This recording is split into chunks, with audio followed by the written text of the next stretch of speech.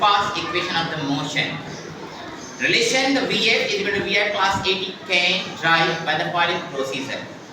So first of all, what is the first equation of the motion? Our equation can represent the relation among the initial velocity, the final velocity, the acceleration and the time, and this relation can represent a specific equation and its equation known as the first equation of the motion. And we can derive the first equation of the motion by the help of the formula, by the help of the term, the initial velocity, the final velocity, the acceleration, the time. Explanation: derive the formula, the Vf equal to Vi plus At. Consider a body having the mass m and the body kept at the surface of the earth at point A at the rest with the initial velocity.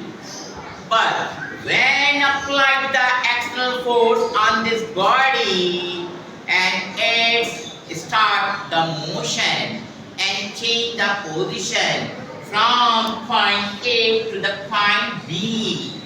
In this way, the body covered the distance in the time in a specific direction, and also we noted the change of the velocity initial into the final velocity in the time, and we noted the rate of the change of velocity called to be the acceleration.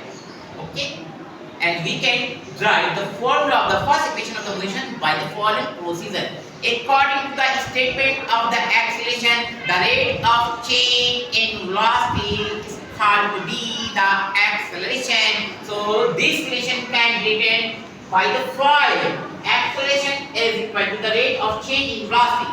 The rate of change in velocity indicates the two terms of the velocity, the initial velocity and the final velocity. When a body at the surface of the earth at point A, so this velocity known as the initial velocity. But when applied the external force on this body and the body start the motion and change the position from point A to the point B, in this way the initial velocity also change from the initial to the final velocity. So the final is the largest velocity.